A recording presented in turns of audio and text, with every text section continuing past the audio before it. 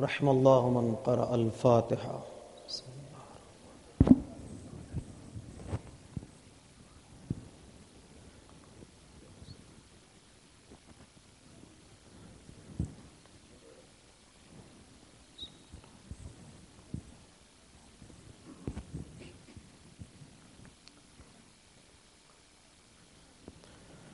لا حول ولا قوة إلا بالله العلي العظيم.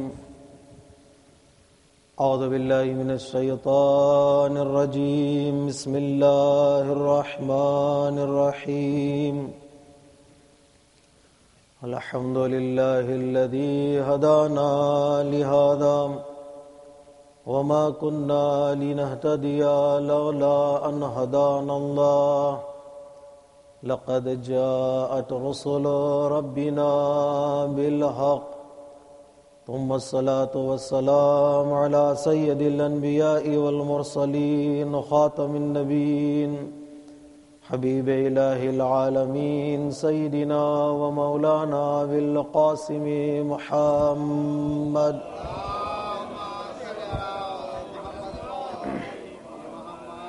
وعلى أهل بيته الطيبين الطاهرين المظلومين المعصومين الميامين.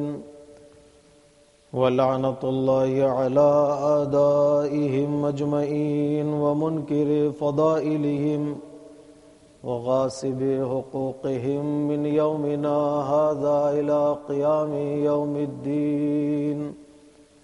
أما بعد، فقد قال الحكيم في كتابه الكريم وقوله الحق.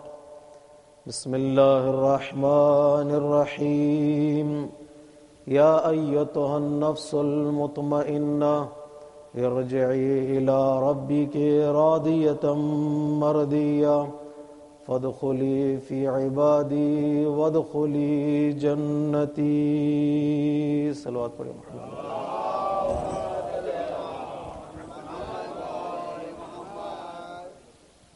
عزیزان محترم،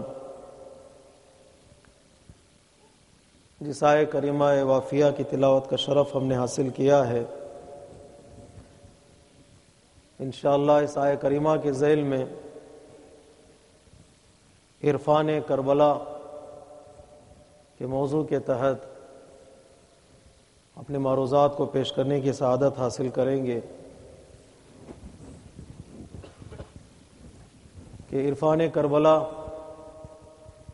اور معرفت کربلا اس لیے بھی ضروری ہے کہ جب تک معرفت، شناخت اور کسی بھی موضوع کی پہچان نہیں ہوگی، اس وقت تک پیروی اور اطاعت کا مرحلہ سامنے نہیں آتا ہے.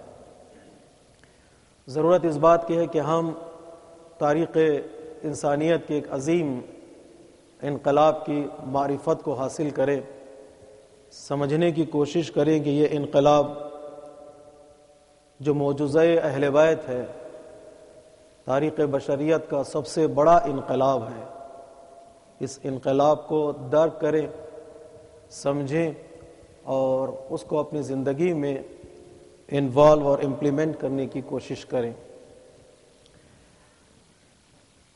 بغیر کسی تمہید اور مقدمے کے، کیونکہ آپ حضرات میرے لہجے سے واقف ہیں اور میں آپ کی سماعتوں سے آشنا،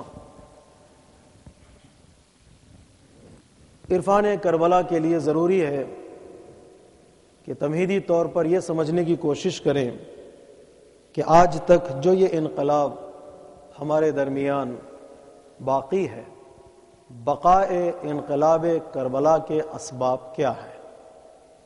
کیوں یہ انقلاب کربلا آج تک باقی ہے؟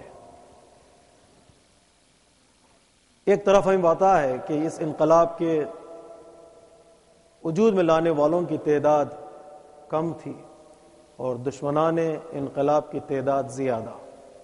افراد کے اعتبار سے یہ انقلاب محدود تھا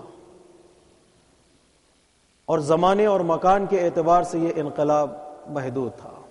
ایک دن میں سارا انقلاب صبح شروع ہوا، نماز صبح سے لے کر عصر عاشور تک اس انقلاب کی مدت ختم ہو جاتی ہے.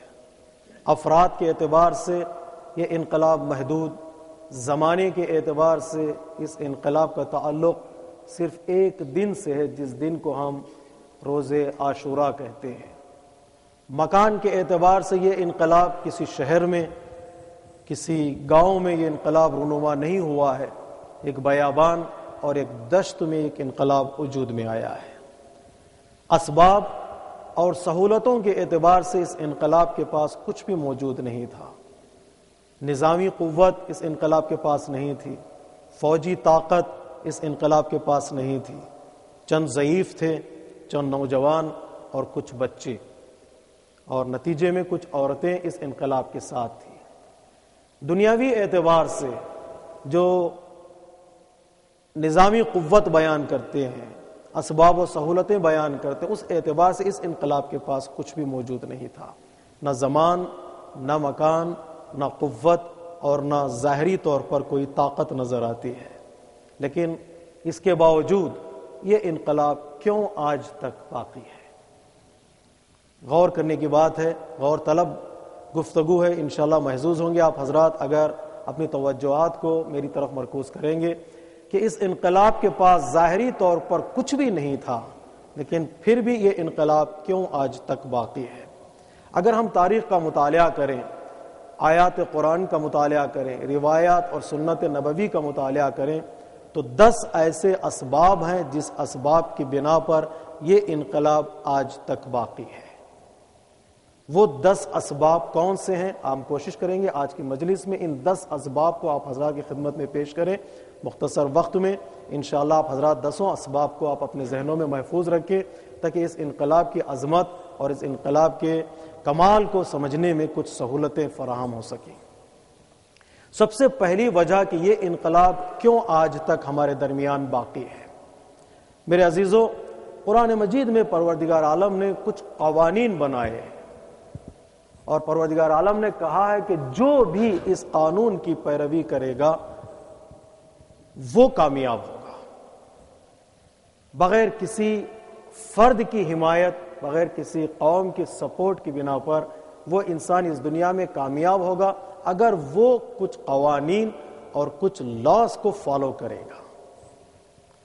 کچھ فنڈامنٹل لاز پروردگار عالم نے قرآن مجید نے بتائے ہیں، کچھ لاز اور کچھ اصول بتائے ہیں، جو بھی ان اصول کی پیروی کرے گا وہ کامیاب ہوگا۔ جو بھی انقلاب ان اصول کے سائے میں آئے گا وہ انقلاب کامیاب ہوگا، چاہے وہ انقلاب کربلا ہو یا بعد میں رونما ہونے والے کچھ قیام۔ دیکھیں وہ قرآن مجید نے کچھ اصول بتائے ہیں۔ پہلا اصل جو قرآن مجید نے بتایا ہے کہ جو بھی اس کی پیروی کرے گا وہ کامیاب ہوگا، وہ یہ کہ ان تنصروا اللہ ینصرکم ویثبت اقدامکم، جو بھی اللہ کے دین کی نصرت کرے گا پروردگار عالم اس کی نصرت کرے گا۔ غور کیجئے گا، یہ قانون جو پروردگار عالم نے قرآن مجید میں بنایا ہے، بتایا ہے ہر انسان کے لیے، وہ یہ کہ جو بھی پروردگار عالم کے دین کی نصرت کرے گا، اللہ کی نصرت کرے گا، اللہ بھی اس کی نصرت کرے گا۔ بس فرق صرف اتنا ہے کہ انسان اپنی حدود میں رہ کر اللہ کے دین کی نصرت کرے گا، چونکہ وہ لامحدود ہے، اس کی نصرت کی کوئی انتہا نہیں ہوگی۔ وہ ایک دن اللہ کے دین کی نصرت کرے گا تو وہ ہر زمانے میں اس کی نصرت کرے گا۔ ان تنصروا اللہ ینصرکم ویثبت اقدامکم، اگر تم اللہ کے دین کی نصرت کرو گے تو اللہ بھی تمہاری نصرت کرے گا اور تمہارے پیروں کو مضبوط کرے گا اور تمہیں کفر پر غلبہ عطا کرے گا۔ اب دشت کربلا میں حسین نے اللہ کے دین کی نصرت کی تو اللہ نے حسین کی نصرت کی اور ظالمین پر آپ کو غلبہ عطا کیا۔ دشمن طاقت کے رکھتے ہوئے بھی مجبور ہو گیا، یہ اسباب کے نہ رکھتے ہوئے بھی مختار ہو گئے۔ صلوات پڑھیے محمد وآل محمد۔ دشمن طاقت کو حق سمجھ کر ناز کرتا ہی رہ گیا، یہ حق کو طاقت سمجھ کر دنیا میں کامیاب ہو گئے۔ غور کیجئے گا لفظوں کی طرف، وہ طاقت کو حق سمجھ کر مغرور ہوتا رہا، ناز کرتا رہا، یہ حق کو طاقت سمجھ کر سرفراز ہو گئے اور پروردگار عالم نے انہیں ظالمین پر غلبہ عطا کر دیا۔ کیوں غلبہ عطا کیا؟ کیوں وہ دین آج تک، وہ انقلاب آج تک باقی ہے؟ کیوں وہ فکر آج تک باقی ہے؟ اس لیے کہ انہوں نے اللہ کے دین کی نصرت کی اور اللہ نے ان کی نصرت کر دی۔ اور دوسرا اصول میں جلدی بتا دوں، دوسرا اصول جو پروردگار عالم نے قرآن مجید میں ذکر کیا ہے وہ یہ کہ فَاذْكُرُونِي اذکرکم، تم میرا تذکرہ باقی رکھو، میں تمہارے تذکرے کو باقی رکھوں گا۔ دشت کربلا میں حسین اپنے لیے نہیں آئے تھے، اللہ کے نام کو باقی رکھنے کے لیے آئے تھے۔ اس کا یہ حتمی فیصلہ ہے کہ جو بھی میرے نام کی بقا کے لیے قیام کرتا ہے، میں اس کے نام کو دنیا و آخرت میں آباد رکھ دیتا ہوں۔ صلوات پڑھیے محمد و آل محمد۔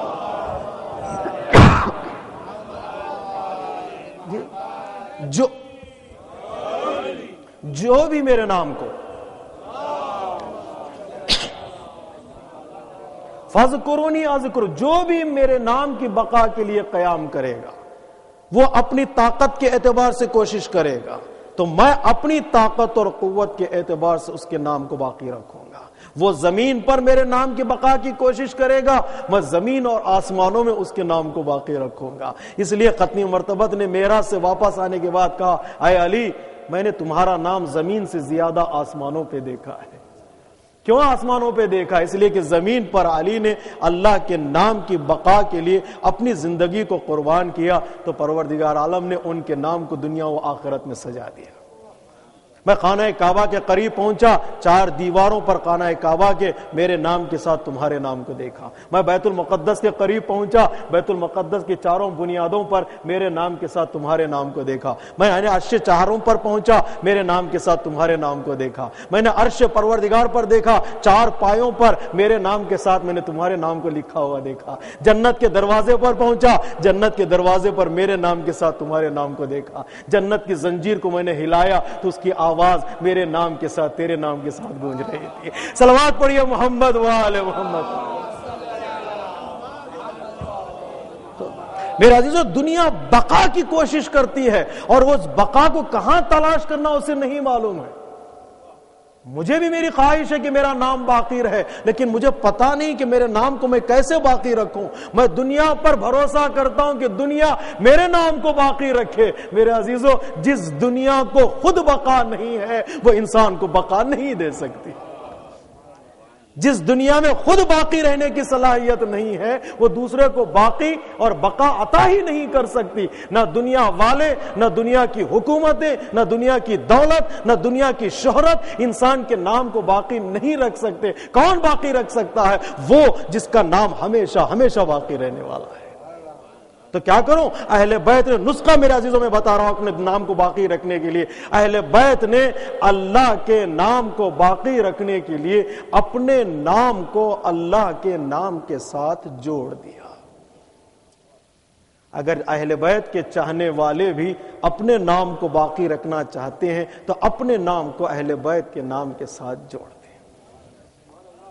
یہ نسخہ ہے جو امام نے دشت کربلا میں دیا ہے کہ میں نے اسباب کی کمی کا بہانہ بنا کر، غور کیجئے گا، افراد کے کمی کا بہانہ بنا کر، اسباب کے کمی کا بہانہ بنا کر، وقت کے کمی کا بہانہ بنا کر میں نے دین سے اپنے آپ کو الگ نہیں کیا، بلکہ اپنی ساری کمیوں کو جبران کیا، تلافی کی، اپنے مقصد کو اس کے مقصد سے ملا کر کہ جو بھی کام اس سے مل جاتا ہے وہ کام کامیاب ہو جاتا ہے۔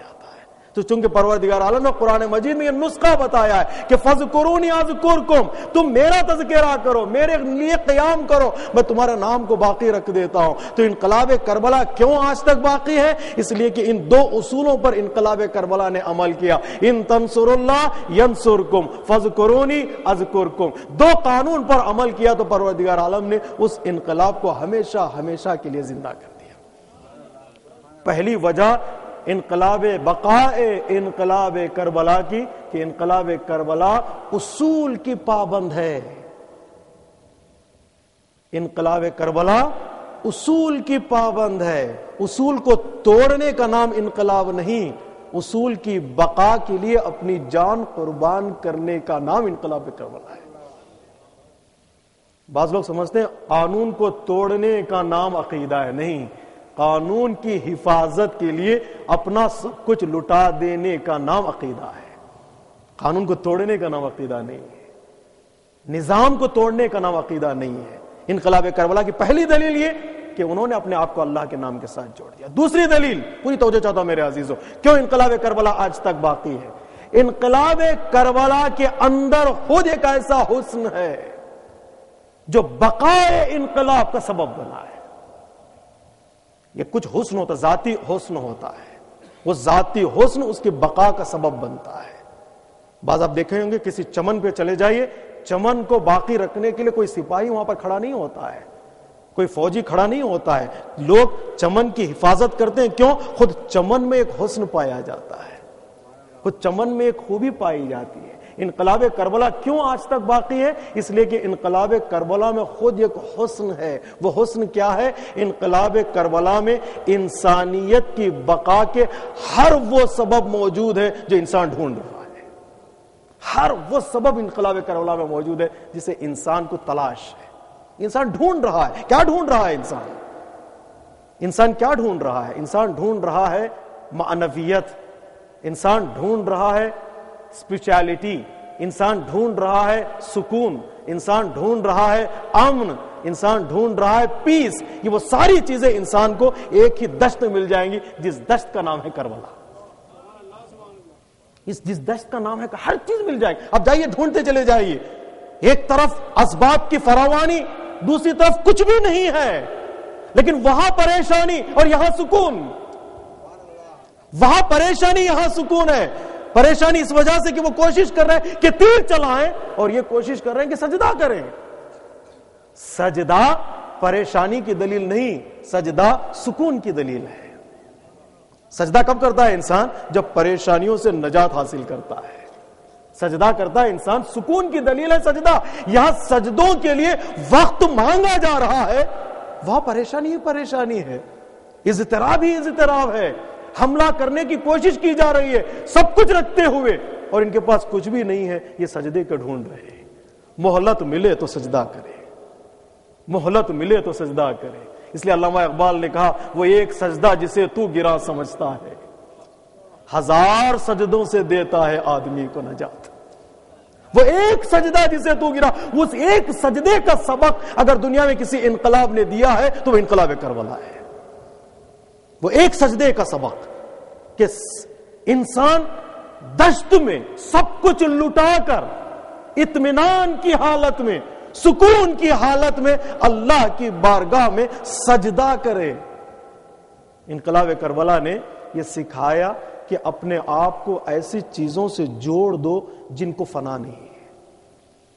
یہ خوبصورت جملہ ہے کسی بزرگ خطیب کا کہ مولا علی کا نام جتنا اللہ سے جوڑتا ہے کسی اور کا نام اللہ سے نہیں جوڑتا ہے. جاگ رہے ہیں آپ؟ مولا علی کا نام جتنا اللہ سے جوڑتا ہے کسی اور کا نام اللہ سے نہیں جوڑتا ہے. ہم جہاں بھی علی کا نام لے آتے ہیں کسی بھی صفت کے ساتھ تو اللہ کے ساتھ تذکرہ کرتے ہیں. علی ولی اللہ، ولی کے ساتھ اللہ آیا. وصی رسول اللہ، وصی آیا تو رسول اللہ کے ساتھ آیا. جہاں بھی ہم اللہ کا نام، علی کا نام لیتے ہیں اللہ کے نام کے ساتھ جوڑ دیتے ہیں، اس لیے کہ جو نام اللہ کے نام کے ساتھ جوڑ جاتا ہے اس نام کو بقا مل جاتی ہے. دشت کربلا میں امام نے اپنے انقلاب کو کچھ ایسی چیزوں کے ساتھ جوڑ دیا ان کو کبھی موت آنے والی نہیں ہے، تو انقلاب کربلا کو موت کیسے آ جائے گی؟ علی اکبر سے کہا بیٹا اذان دے دو، یعنی دشت کربلا میں انقلاب کربلا کی ابتدا حسین نے اذان سے شروع کی، انتہا سجدے پہ ہوئی. جو انقلاب اذان سے شروع ہو اور سجدے پر ختم ہو وہ انقلاب کبھی ختم نہیں ہو سکتا. صلوات پڑھیے محمد و آل محمد پر. اذان سے جوڑ دیا، اب اذان سے جوڑ دیا، اب اذان کو موت آنے والی نہیں ہے. سجدے سے انقلاب کو جوڑ دیا، سجدے کو موت آنے والی نہیں ہے. نماز جماعت سے انقلاب کو جوڑ دیا، نماز جماعت کو موت آنے والی نہیں ہے. تسبیح سے انقلاب کو جوڑ دیا، تسبیح کو موت آنے والی نہیں ہے. کیوں؟ یہ وہ چیزیں ہیں جنہیں فنا نہیں ہوگی. تو انقلاب کربلا نے اپنے آپ کو اس سے جوڑ دیا، پھر انقلاب کربلا کوئی فنا نہیں آئے گی. جہاں بھی میرے عزیزو، جب بھی جہاں بھی کسی مأذنے سے اذان کی آواز سنو تو کربلا کا رخ کر کے حسین کو سلام کر. سجدہ دیکھو تو حسین کو سلام کرو. کیوں؟ اس لیے کہ انقلاب نے سجدوں سے اپنے آپ کو جوڑ دیا ہے. تہے شمشیر سجدہ، کتنا معتبر سجدہ. تہے شمشیر سجدہ، کتنا معتبر سجدہ. بتاؤ بے نیاز کیا اعتبار بندگی آیا. مشکل شعر ہے. تہے شمشیر سجدہ، کتنا معتبر سجدہ. بتاؤ بے نیاز کیا اعتبار بندگی آیا. فرشتوں نے کہا تھا پروردگار اس انسان کو کیوں خلیفہ بنا رہا ہے، ہم کو بنا دے، ہم تیری تسبیح و تحلیل کرنے والے، ہم جائیں گے زمین پر خلیفہ بنیں گے. یہ حسین نے دشت کربلا میں تہے شمشیر خنجر کے سائے میں سجدہ کر کے بتایا فرشتوں آسمان پر سجدہ کرنا اور ہے، مقتل میں سجدہ کرنا اور ہے، سکون کے عالم میں سجدہ کرنا اور ہے، جنگ کے میدان میں سجدہ کرنا اور ہے، خواہشات کو قربان کر کے سجدہ کرنا اور ہے. تہے شمشیر سجدہ اور کتنا معتبر سجدہ. بتاؤ بے نیاز کیا اعتبار بندگی آیا. حسن ہے خود انقلاب کربلا میں، حسن ہے خود انقلاب کربلا میں. وہ حسن خود بقائے انقلاب کا ضامن ہے. صفت خود انسان کو بچا لیتی ہے، کردار خود انسان کو بچا لیتا ہے، خاندان و قبیلہ نہیں بچاتا ہے.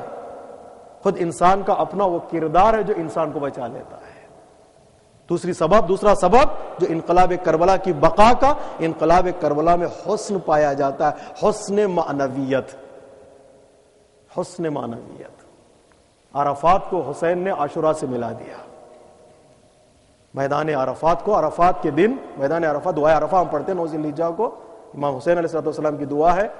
جو عرفات کے دن حسین نے کہا وہ عاشور کے دن کر کے دکھایا. حسین نے عرفات کے دن کہا تھا پروردگار جس نے تجھے پا لیا اس نے کیا کھویا. عاشور کے دن حسین نے خدا کو پا لیا اور سب کچھ قربان کر دیا اور کہا کہ میں نے جو کہا تھا عرفات کے دن وہ عاشور کے دن حسین نے کر کے دکھایا کہ دنیا کی کوئی قیمت نہیں ہے اگر وہ آ جائے درمیان میں. خدا کے سامنے دنیا کی کوئی قیمت نہیں ہے. عرفات کے دن جو کچھ حسین نے کہا عاشور کے دن کر کے دکھایا. لفظوں کو بدل دوں، عرفات کے دن خدا نے پوچھا میرے دین کا کون ہے؟ حسین نے کہا میں. اگر جاگ رہے تو اس جملے کو سنیے گا. عرفات کے دن خدا نے پوچھا میرے دین کا کون ہے؟ حسین نے کہا میں. عاشور کے دن سب کچھ قربان کر کے حسین نے پوچھا میرا کون ہے؟ اللہ نے کہا میں. صلوات پڑھیے محمد وآل محمد.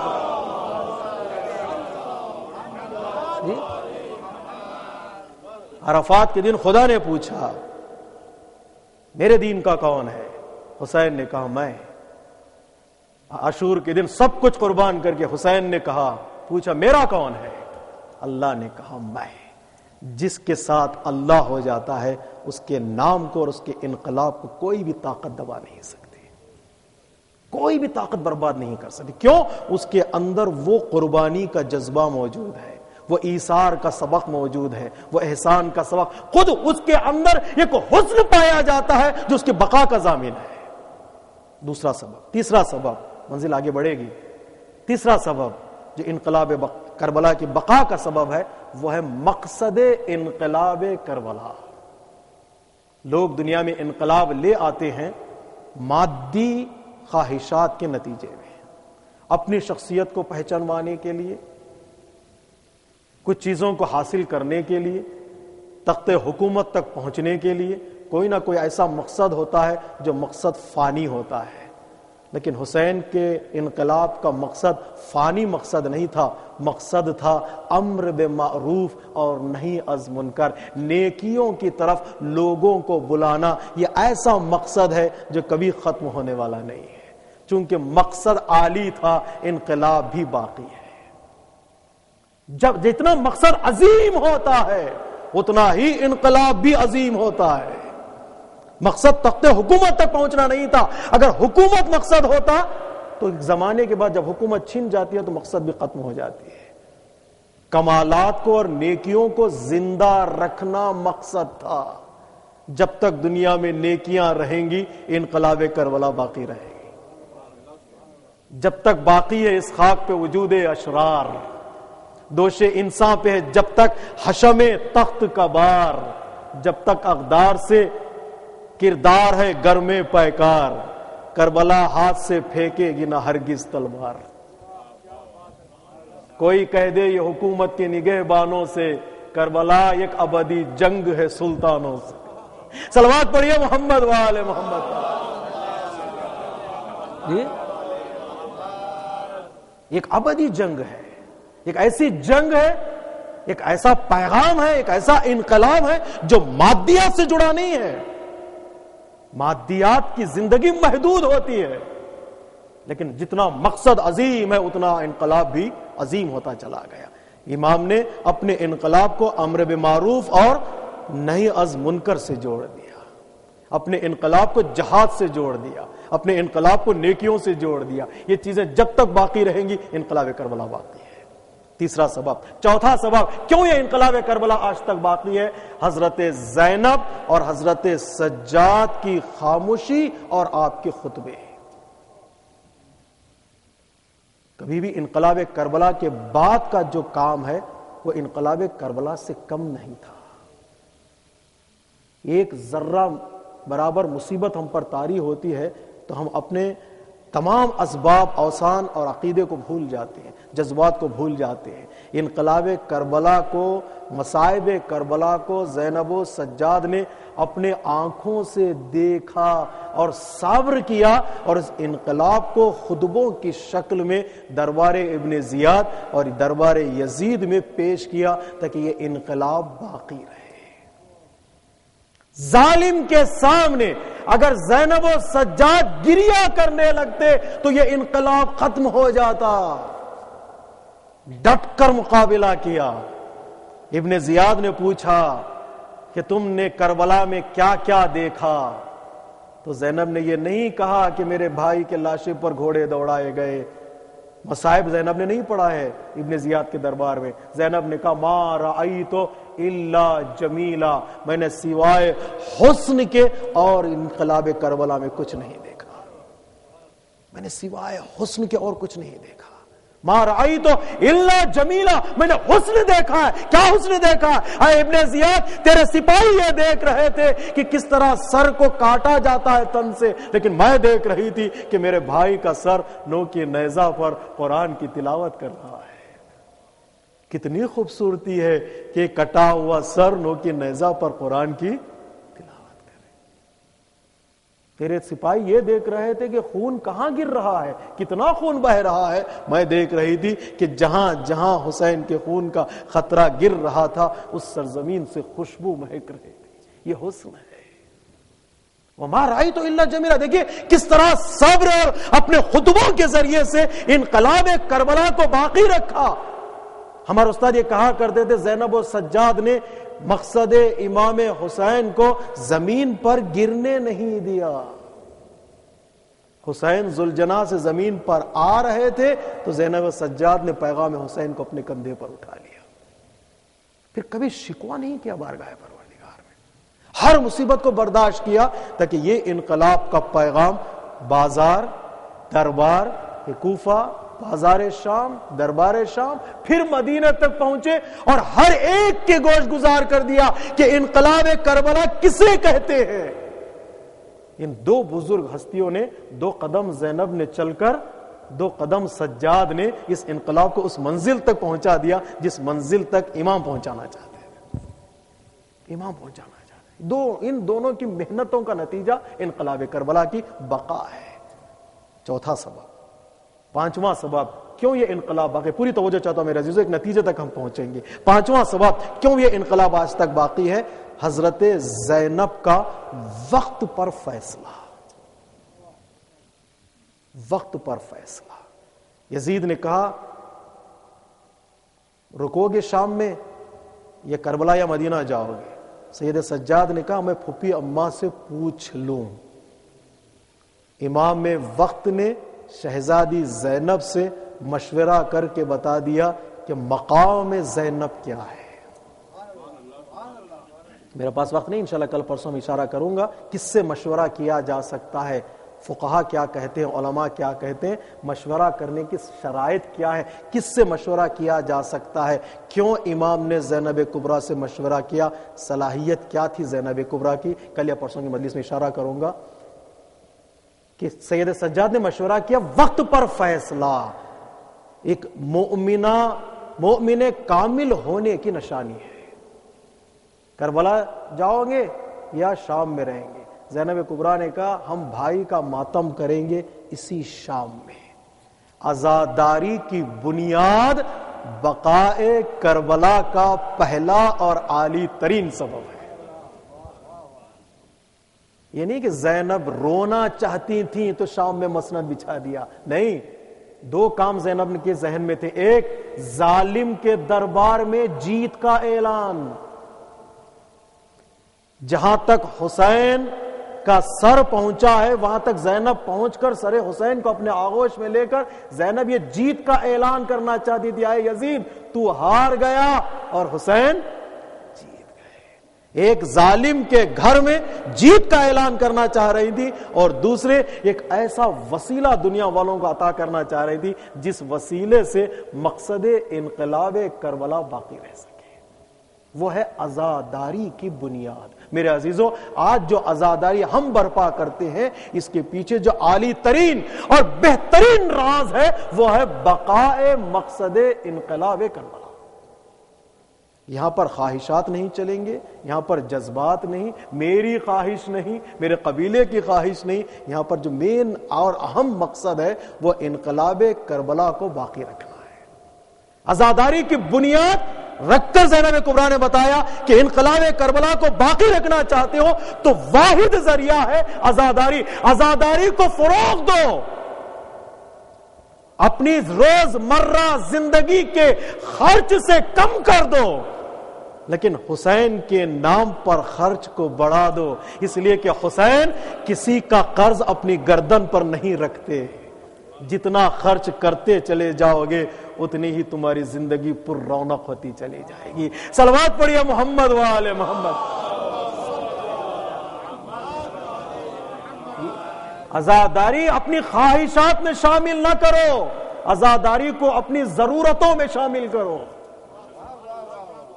عزاداری کو خواہشات میں نہیں، بچ گیا وقت تو عزاداری کو دے دوں، بچ گیا پیسہ تو عزاداری کو دے دوں. اپنی خواہشات میں عزاداری کو شامل نہ کرو، عزاداری کو اپنی ضرورتوں میں شامل کرو. زندگی میں کچھ کم ہو جائے تو کوئی مسئلہ نہیں ہے، لیکن عزاداری میں کم نہ ہو. کیوں؟ اس لیے کہ عزاداری کے جو پیچھے مقصد ہے وہ بقائے کربلا ہے، اور بقائے کربلا کے لیے حسین نے سب کچھ قربان کیا ہے، کوئی چیز بچا کے نہیں رکھی ہے.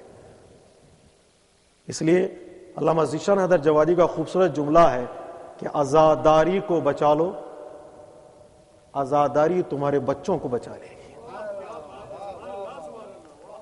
حال کو مستقبل سے انہوں نے جوڑ دیا. عزاداری کو بچاؤ، عزاداری تمہارے بچوں کو بچا لے گی. آج کل ہمارے والدین میں یہ فکر ہے نا کہ ہمارے بچوں کا کیا ہوگا، ہمارے بچوں کا کیا ہوگا. واحد ذریعہ یہ ہے کہ تم عزاداری کو بچا لو، عزاداری تمہارے بچوں کو بچا لے.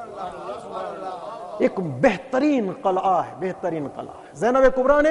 یہ زینب کبریٰ کی عقل کامل کا نتیجہ ہے جو فیصلہ کیا وقت پہ یہاں عزاداری ہوگی، اور وہی عزاداری بقائے کربلا کا ایک بہترین سبب بن گئی. پانچواں سبب بنیاد عزاداری. چھٹا سبب سید سجاد کی دعاؤں کا نتیجہ ہے. پیغمبر اسلام کی 23 سالہ تبلیغ کا نتیجہ ہے قرآن. لفظوں پہ توجہ کیجئے گا. پیغمبر اسلام کی 23 سالہ تبلیغ کا نتیجہ قرآن. مولا کائنات کی 25 سالہ خاموشی کا نتیجہ نہج البلاغہ. اور انقلاب کربلا کی قربانیوں کا نتیجہ ہے صحیفہ سجادیہ. یہ صحیفہ سجادیہ کوئی پڑھے تو انقلاب کربلا سمجھ میں آئے. لوگ ڈھونڈ رہے تھے کہ سید سجاد مدینہ جانے کے بعد مصائب کی کتاب لکھیں گے. سید سجاد نے مصائب کو دعاؤں کی شکل میں ڈھال دیا. انقلاب کربلا کے سارے اسباب صحیفہ سجادیہ میں بتا دیے. ہم کہاں ڈھونڈتے ہیں انقلاب کربلا کے اسباب کو؟ کہاں ڈھونڈتے ہیں ہم؟ خطیبوں کے خطبوں میں، ذاکروں کے ذکر میں نہیں. یہاں پر اس سے پتہ نہیں چلے گا انقلاب کربلا کیا ہے. انقلاب کربلا کو سمجھنا ہو تو انقلاب کربلا کے چشمدید گواہ کی دعاؤں کا مطالعہ کریں. جو دیکھ کے آیا ہے وہ بتائے گا انقلاب کربلا کیا ہے. ذاکر منبر سے وہ بتائے گا جو وہ پڑھا ہے یا سنا ہے، لیکن امام وہ ہے جو انقلاب کربلا کو اپنی آنکھوں سے دیکھ کر وہ بتائیں گے انقلاب کربلا کے پیچھے راز کیا ہے، راز بقائے انقلاب کیا ہے. صحیفہ سجادیہ کی دعاؤں کو پڑھیے تو پتا چلے گا کیا ہے. دعا کرتے چلے جا رہے، مولا پروردگار ظالم کو ظالم سے لڑا دے. اللہ اکبر.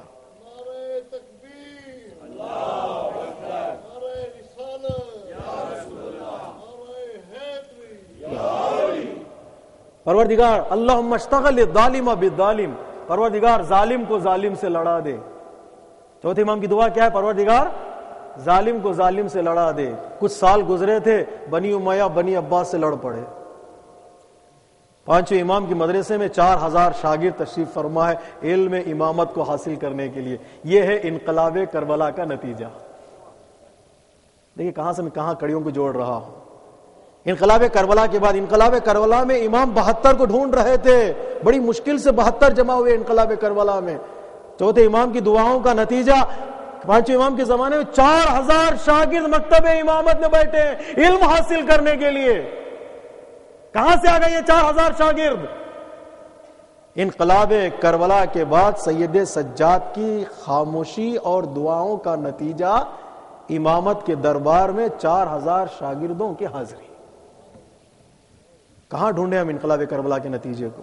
رمز بقائے انقلاب کربلا. اس 4000 شاگردوں کے درمیان پانچویں امام یہ وصیت کرتے ہوئے اس دنیا سے جا رہے ہیں، میرے لیے مینا کے میدان میں 10 سال عزاداری برپا کرنا. امام کی فضیلت کیا ہے؟ رونے کی فضیلت کیا ہے؟ جو روئے گا، جو رولائے گا، جو رونے کی صورت بنائے گا اس پر جنت واجب ہوگی. یہ احادیث کب نکلے؟ یہ احادیث کس امام نے بیان کی ہے؟ پانچ امام اور چھٹے امام کی منسوب احادیث. زیارت وارثہ کس امام سے منسوب ہے؟ چھٹے امام سے. زیارت عاشورہ کس امام سے منسوب ہے؟ چھٹے امام سے. کیوں یہ موقع مل گیا بیان کرنے کے لیے؟ اس چوتھے امام کی خاموشی اور دعاؤں کا نتیجہ چھٹے امام کے لیے وہ موقع فراہم ہوا کہ آپ انقلاب کربلا کے مقاصد کو بیان کر سکیں. وہ انقلاب کربلا کے مقاصد کو بیان کر سکیں. یہ ہے دعاؤں کا نتیجہ. چھٹا سبب جو بقائے، رمز بقائے انقلاب کربلا، سید سجاد کی دعاؤں کا نتیجہ. میں خواہش کرتا ہوں میرے بزرگوں سے، میرے دوستوں سے، صحیفہ سجادیہ کی دعاؤں کا مطالعہ کریں. خدا رحمت نازل کرے علامہ مفتی جعفر حسین صاحب قبلہ کو. خوبصورت اردو میں انہوں نے اس کا ترجمہ کیا ہے، خوبصورت لہجے میں، ادبی لہجے میں ترجمہ ہے. یعنی اگر کوئی اردو میں پڑھنے لگے ایسا پتا چلتا ہے کہ گویا انہوں نے واقعاً ترجمے کا حق ادا کر دیا ہے. انسان ترجمہ پڑھے، دعاؤں کا ترجمہ، تو پتا چلے کہ انقلاب کربلا کے مقصد کیا ہے. ساتواں سبب انقلاب کربلا کا، انقلاب کربلا کے بعد اماموں نے عزاداری کو ایک بہترین سنت کے عنوان سے لوگوں کے سامنے مشہور کیا. ساتویں امام، آٹھویں امام کا زمانہ عزاداری کے فروغ کا زمانہ ہے. ایک غیر معصوم کی بنیاد کو معصوم اماموں نے ایک سنت کی طرح عمل کیا ہے. جملہ پہنچ گیا آپ کے ذہنوں تک؟ شہزادی زینب معصومہ نہیں تھی جن کی سنت جو ہے وہ انسان پر حجت ہو. غیر معصومہ کی سنت کو معصوم اماموں نے ایک سنت کی طرح عمل کیا اور دنیا والوں کو پیغام سنایا. اب سمجھ جاؤ مقام زینب کیا ہے. معصوم اماموں نے، ذاکر ممبر پر ہوتا تھا، آٹھویں امام مسند پر بیٹھتے، فرش پر، اور بیٹھ کر ذاکر سے کہہ دے میرے جد کے مصائب پڑھ. ذاکر شرماتا تھا ممبر پہ جانے کے لیے کہ امام نیچے ہو اور ذاکر ممبر پر ہو. امام فرماتے تھے نہیں، جاؤ میرے جد کے فضائل اور مصائب کو بیان کرو، دنیا والے سمجھیں جانیں کہ انقلاب کربلا کیا ہے. زیارت ناحیہ مقدسہ، آخری امام سے منسوب زیارت، امام نے زیارت میں جو مصائب کربلا کو بیان کیا ہے اسے پتہ چلتا ہے کہ کس طرح انہوں نے انقلاب کربلا کی بقا کی ذمہ داری اپنے کندھوں پر لی. ہمارے معصوم اماموں نے انقلاب کربلا کو بقا کے ایک سبب بنی ان کی کردار، ان کی سیرت اور ان کی سنت. ایک عظیم موضوع ہے جس کی طرف مطالعہ کرنا بہت ضروری ہے. معافی چاہتا ہوں تاکہ میں اپنے تقریر کو سمیٹنے کی کوشش کر رہا ہوں. 7واں سبب، 8واں سبب، ہمارے علماء، مراجع اعظام، خطبہ، ذاکرین کی مسلسل محنتوں کا نتیجہ آزاد تاریخ کو فروغ ملا، آزاداری کو رونق ملی. آج بھی مراجع اعظام علماء کرام نے کل بھی محنت کی تھی اور آج بھی محنت کر رہے ہیں. علامہ مجلسی، علامہ ہلی، کاشف الغطاء، شہید اول، شہید ثانی، شہید ثالث، کوئی تاریخ کا ان کے مطالعہ کرے انہوں نے کیا کیا قربانیاں دی ہیں آزاداری کی بقا کے لیے. بعض علماء نے یہاں تک کہہ دیا، جیسے امام خمینی علیہ الرحمہ نے فرمایا، آزاداری از اہم واجبات است. اس امت کے لیے آزاداری ایک بہترین واجب کی طرح ہے جسے اگر کوئی قوم چھوڑ دیتی ہے تو قوم فنا ہو جاتی ہے. اور کہا ہم ماہرچ داریم از محرم و سفر داریم، ہمارے پاس جو کچھ ہے وہ سب محرم و سفر کا نتیجہ ہے، جو کچھ ہے وہ. یہ تیسرا جملہ ان کا، آزاداری کو ہم سے کوئی چھین نہیں سکتا، اس لیے کہ آزاداری کو ہماری ماؤں نے ہمیں دودھ کے ساتھ پلایا ہے، کوئی چھین نہیں سکتا ہے. علماء کرام کی محنت اور ان کی تلاش، ان کے فتوے، ان کا قیام، ان کی کتابیں، ان کی تقاریر، یہ سبب بنی کہ آزاداری ہمارے ہاتھ تک پہنچ سکے.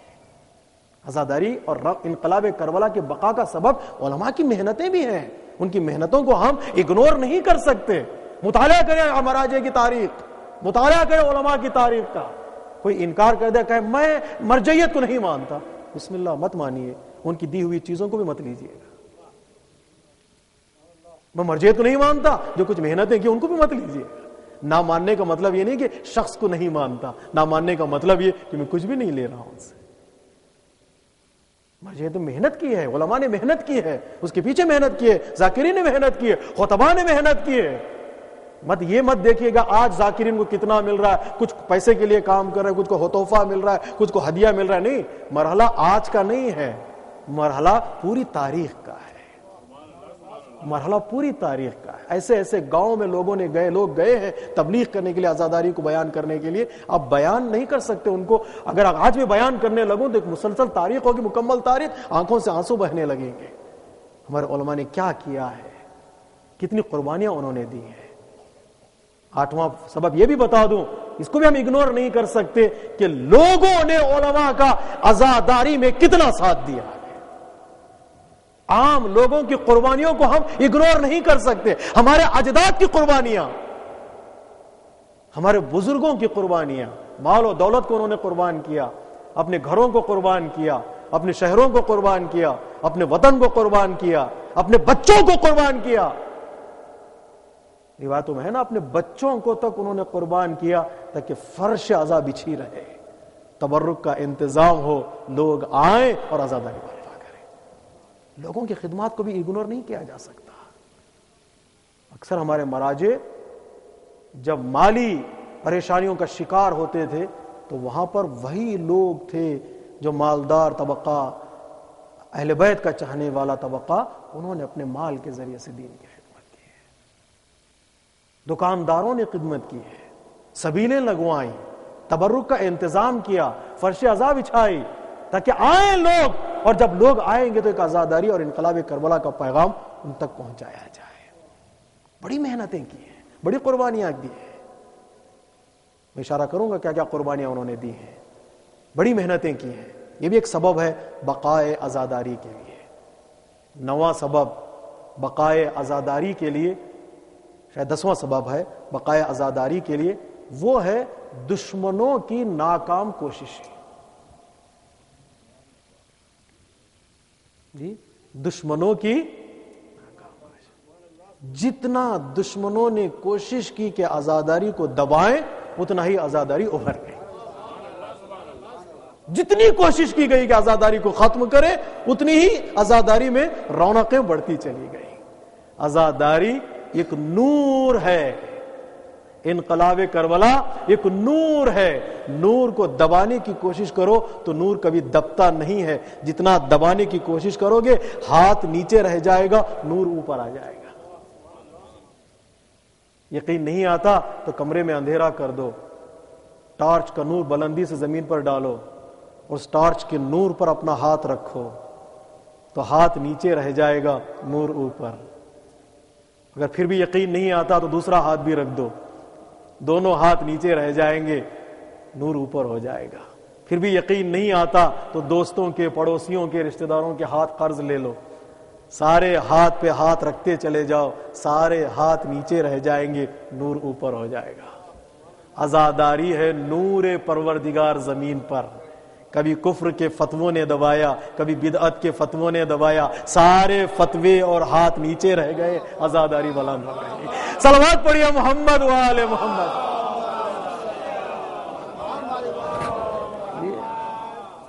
سارے فتوے, سارے کفر کے فتوے, بدعت کے فتوے سب نیچے رہ گئے, آزاداری ساری فتوے نیچے رہ گئے, ہاتھ دب گئے, آزاداری بلند ہو گئی. دشمنوں نے کوشش کی آزاداری کو دبائیں لیکن آزاداری بلند ہوتی ہی گئی, ہوتی ہی گئی. یہ وہ انقلاب ہے جو اتنا بلند ہو گیا, اتنا بلند ہو گیا, اب دشمن کے ہاتھ اس تک نہیں پہنچ سکتے. اب دشمن کے ہاتھ اس تک نہیں پہنچ سکتے. کیوں؟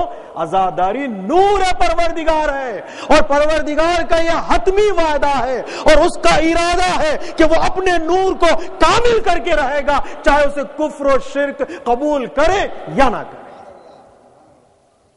یریدون لیطفئوا نور اللہ بافواہہم یأبی اللہ الا ان یتم نورہ ولو کرہ المشرکون. دشمن چاہتے یہ ہیں کہ اپنی پھونکوں کے ذریعے سے نور خدا کو خاموش کر دیں. خدا کا یہ حتمی فیصلہ ہے کہ وہ اپنے نور کو بڑھا کر رہے گا, کامل کر کے رہے گا, چاہے اسے کفر قبول کرے یا نہ, چاہے شرک اسے قبول کرے یا. ہم نہیں مانتے, تمہارے ماننے یا نہ ماننے سے آزاداری کی رونقیں گھٹتی نہیں.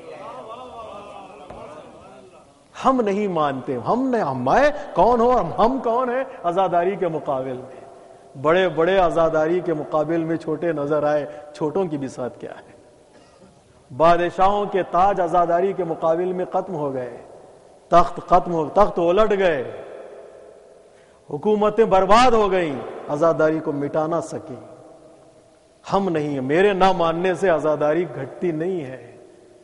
دشمنوں نے بہت کوشش کی کہ آزاداری کو ختم کریں, آزاداری کی رونقیں دن بدن بڑھتی چلی گئی. یہ 10 اسباب تھے جن کی وجہ سے آزاداری آج تک باقی ہے. میرے عزیزو, 10 اسباب کے مقابل میں میری ذمہ داری کیا ہے؟ میری ذمہ داری آزاداری کو باقی رکھنا نہیں ہے, میری ذمہ داری آزاداری برپا کرنا ہے. بقا کی ذمہ داری اللہ کی ہے, برپا کرنے کی ذمہ داری میری. صلوات پڑھیے محمد و آل محمد.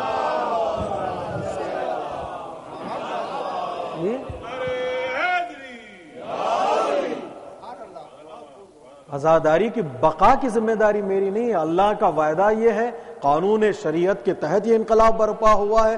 امامان معصوم نے اس پہ محنت کی ہے, علماء نے محنت کی ہے, اس کے اندر خود حسن پایا جاتا ہے. آزاداری اذان سے جڑی ہوئی ہے, آزاداری سجدے سے جڑی ہوئی ہے, آزاداری نماز سے جڑی ہوئی ہے, آزاداری روزے سے جڑی ہوئی ہے, آزاداری پیاس سے جڑی ہوئی ہے, آزاداری پانی سے جڑی ہوئی ہے. اسے موت کبھی نہیں آئے گی. بقا کی ذمہ داری میری نہیں ہے, میری ذمہ داری ہے برپا کرنا. اور یہ بھی یاد رکھو, یہ بھی یاد رکھیں, ہم آزاداری ہماری محتاج نہیں ہے, ہم آزاداری کے محتاج ہیں. آزاداری کے سائے میں آ کر بچ جاؤ تو کمال ہے. اسے بچانے کی کوشش مت کرو. صلوات پڑھیے محمد و آل محمد. عزاداری کے سائے میں آ کر بچ جاؤ. اس لیے رضا سرسوی نے کہا غم حسین کو بدعت بتا کے پوچھتے ہو, غم حسین کو بدعت بتا کے پوچھتے ہو, کس پہ روتے ہو اب کہاں ہے حسین, مار کر اپنا ہاتھ سینے پر ہم بتاتے ہیں اب یہاں ہے حسین. صلوات پڑھیے محمد و آل محمد.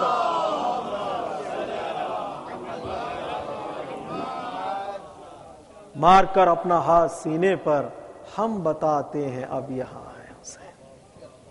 اس کو کوئی ختم نہیں کر سکتا ہے. عزاداری باقی ہے, لیکن ضرورت اس بات کی ہے کہ ہم عرفان کربلا کو حاصل کریں. معرفت کربلا کیا ہے؟ کربلا میں نے اشارہ کیا ابتدائی مجلس میں, سمیٹ دوں اپنے مطالب کو. ہماری ذمہ داری یہ ہے کہ ہم کربلا کو پہچانیں. جب تک شناخت نہیں ہوگی اس کی قیمت کا اندازہ نہیں ہوگا. جب تک پہچان نہیں ہوگی اس نعمت کا اندازہ نہیں ہوگا. نعمت سے تھوڑی دیر ہٹ کر نعمت کو دیکھیں. نعمت سے تھوڑی دیر ہٹ کر نعمت کو دیکھیں. پانی سے ہٹ کر دیکھو پانی کیا ہے. ہوا کو 2 منٹ روک کر دیکھو کہ ہوا کیا ہے. نعمت سے ہٹ کر نعمت کو دیکھو گے تو پتا چلے گا اس نعمت کی قیمت کیا ہے. کربلا کس انداز میں دیکھو کہ یہ کربلا کتنی بڑی نعمت ہے, کتنی بڑی نعمت. یہ انقلاب نہ ہوتا تو دنیا میں عزتیں نہ ہوتی. تو عزتوں سے ہٹ کر دیکھو کہ انقلاب کربلا کی قیمت کیا ہے. یہ انقلاب نہ ہوتا تو دنیا میں زندگی نہ ہوتی. زندگی سے ہٹ کر دیکھو کہ اس انقلاب کی قیمت کیا ہے. میرے عزیزوں, میرے بزرگوں, بس ربط مصائب کے لیے ایک جملہ کہہ دوں. کربلا کو ہم 2 نگاہوں سے دیکھ سکتے ہیں, ایک ثواب کی نگاہ سے اور دوسرے انقلاب کی نگاہ سے. ثواب کی نگاہ سے دیکھو گے تو بے انتہا ثواب ملے گا, لیکن اگر انقلاب کی نگاہوں سے دیکھو گے تو ثواب بھی ملے گا, زندگی بھی بدل جائے گی. انقلاب کربلا کے ہر قدم پر ثواب ہے. جس انقلاب کے ایک آنسوں پر جنت ہو تو اس انقلاب کے مسلسل آنسوں پر کیا ملے گا؟ کوئی اندازہ کر سکتا ہے؟ کوئی دے سکتا ہے؟ دنیا میں کسی کے پاس اتنی جاگیر ہے کسی بادشاہ کے پاس جو میرے ایک آنسوں کی قیمت عطا کرے؟ میں انقلاب کی نگاہوں سے بھی دیکھوں. یعنی کیا؟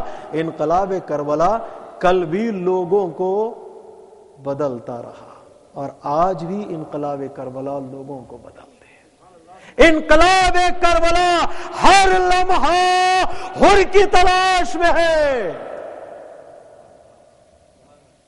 انقلاب کربلا ہر لمحہ ایک حر کی تلاش میں ہے.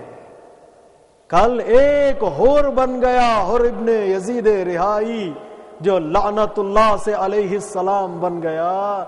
آج بھی وہ پیغام زندہ ہے, وہ دروازہ کھلا ہے, وہ دربار پر رونق ہے. کوئی آئے حر بن جائے. یہ ہے انقلاب. اس نگاہ سے اگر کوئی انقلاب کربلا کو دیکھے تو کربلا زندگیوں کو سجا دیتی ہے. کربلا بندگیوں کو رونقیں عطا کر دیتی ہے. اس انقلاب کا تصور ہو, پھر سجدہ ہو, سجدے میں لذت کا احساس کرے گا. اس انقلاب کا تصور ہو, پھر اذان ہو, اس اذان میں کیا معنویت پیدا ہوگی. وہ انقلاب کا تصور ہو, پھر نماز جماعت ہو, اس نماز جماعت میں کیا لطف آئے گا. یہ انقلاب کربلا کی بقا ہے. یہ عرفان کربلا ہمارے لیے ضروری ہے. ہمارا موضوع ہے عرفان کربلا. اس کربلا کے آثار کیا ہے, کربلا کے میسج کیا ہے, کربلا کی عبرتیں کیا ہیں, کیا عبرتیں ہم حاصل کر سکتے ہیں, کیا آثار ہم دیکھ سکتے ہیں اپنی زندگی کو بدلنے کے لیے. بدل چکی اپنی زندگی, اپنے بچوں کی زندگیوں کو بدل دیں.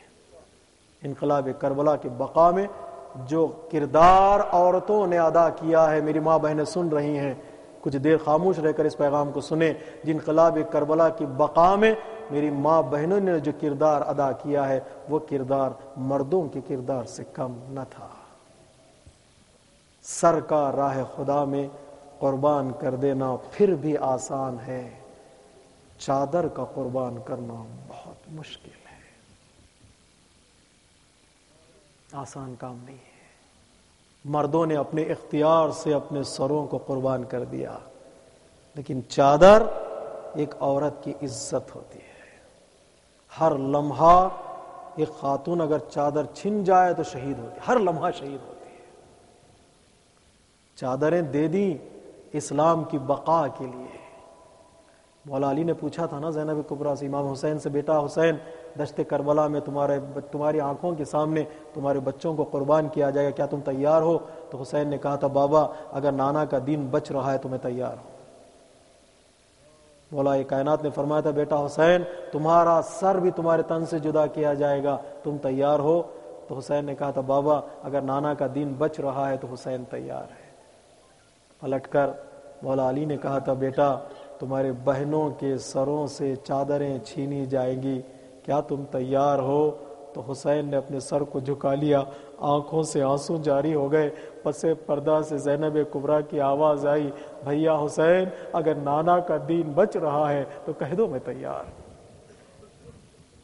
زینب و کلثوم نے اپنی چادریں قربان کر دی اسلام کی بقا کے لیے. بڑے تو بڑے، ان کے پاس شعور تھا، ان کے پاس علم تھا، لیکن خاندان اہل بیت کے بچوں نے بھی اپنی قربانیاں پیش کی.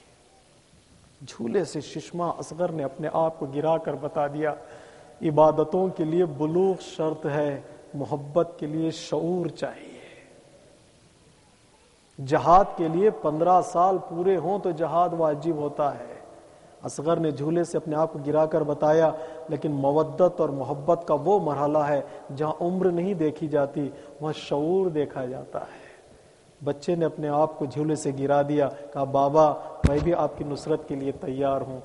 مردوں میں اصغر نے اپنے آپ کو قربان کیا تو عورتوں میں ایک 4 سالہ بچی نے اپنے ہاتھوں سے اپنے چہرے کو چھپا کر بتا دیا کہ ظالموں ہم خاندان اہل بیت سے ہمارا تعلق ہے، ہم دین کی بقا کے لیے سب کچھ قربان کر رہے ہیں. کانوں سے گوشوارے چھنتے ہیں تو چھن جائے، رخسار پر تماچا لگتا ہے تو لگ جائے، پشت پر تازیانے برستے ہیں تو برس جائے، لیکن مقصد قیام امام حسین سے ایک قدم ہم پیچھے نہیں ہٹائیں گے. شریعت کو پامال ہونے نہیں دیں گے، دین کو برباد ہونے نہیں دیں گے. اس لیے حمید بن مسلم کہتا ہے کہ میں دیکھ رہا تھا شام غریبہ ایک بچی خیمے سے نکلی جس کے کرتے میں آگ لگی ہوئی تھی.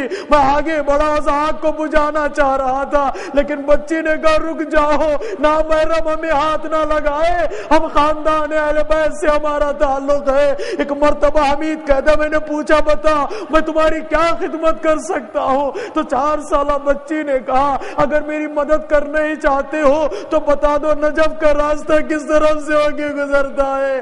حمید نے پوچھا بتاؤ نجف جا کر کیا کرو گی؟ تو ایک مرتبہ 4 سالہ بچی نے کہا تجھے نہیں معلوم میرا دادا وہاں پر رہتا، میں جاؤں گی اپنے دادا سے شکایت کروں گی، دادا ہمارے خیمے جلائے گئے، میرے باپ کا سر تن سے جدا کر دیا. اللہ اکبر. یہ بچی گریا کرتے کرتے مقتل پہنچی، یہ پکارتے ہوئے کہ چچا تم کہاں ہو، بھیا اکبر تم کہاں ہو، بابا تم کہاں ہو؟ تو ایک نشیب سے آواز آئی الیہ الیہ، سکینہ سکینہ، اے بیٹا سکینہ میری طرف آؤ میری طرف آؤ. باپ کا سینہ بھی مقتل میں بے چین تھا، سکینہ کا انتظار کر رہا تھا کہ مرتبہ سکینہ گئی، باپ کے سینے پہ اپنا سر رکھا، ادھر زینب ڈھونڈتے ہوئے بچی کو پہنچی، بچی کو جگایا بیٹا اٹھو، بتاؤ باپ کو تم نے کیسے پہچانا؟ ارے تن پر کربلا کی خاک ہے اور تن پہ سر نہیں ہے، اور پہچان 2 ہی صورتوں میں ممکن ہے، یا تن پہ کپڑے نظر آئے یا بدن پر سر نظر آئے. نہ بدن پر سر ہے نہ تن پہ کوئی لباس ہے. بیٹا بتاؤ تم نے باپ کو پہچانا تو کیسے پہچانا؟ سکینہ نے کہا پھوپھی اماں بابا نے مجھے خود بلایا تھا، پھوپھی اماں بابا نے مجھے خود بلایا تھا.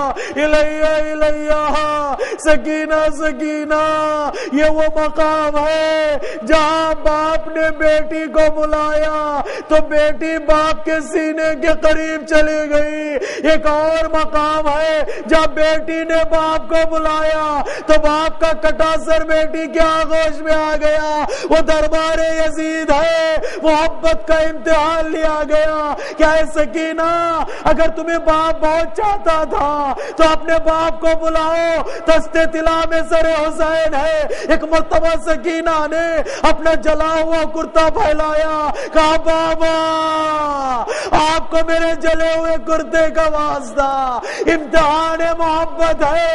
سر حسین دستے طلا سے اٹھا، سکینہ کی آغوش میں آیا، سکینہ نے اپنا رخسار باپ کے رخسار پر رکھا، کہا بابا میرے گوشوارے چھینے گئے، بابا میری پوپیا بے مخنا چادر، بابا 3 گھنٹے ہم یزید کے دربار میں کھڑے رہے، کسی نے یہ تک نہیں کہا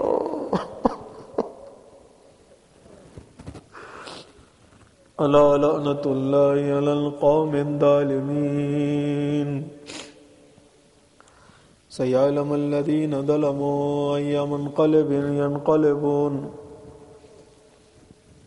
السلام علیک یا ابا عبداللہ وعلی الارواح التي حلت بفنائک، علیک منی سلام اللہ ابدا ما بقیت وبقی اللیل والنہار، ولا جعلہ اللہ آخر العہد منی لزیارتکم۔